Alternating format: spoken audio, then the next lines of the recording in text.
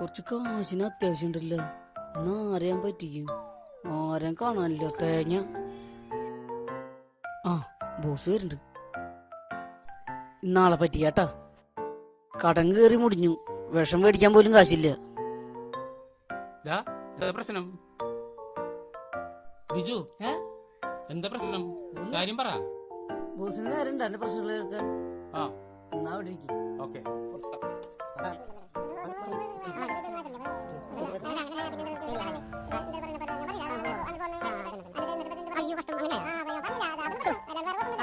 Boss ഇത് കേൾക്കണില്ലേ? എന്ത് പറയടാ, ഞാൻ കേൾക്കുന്നു. അതിന് പേര് ആരുണ്ടാക്കി തരടാ, നീ പേടിക്കണ്ട, എല്ലാം ശരിക്ക് തരാം.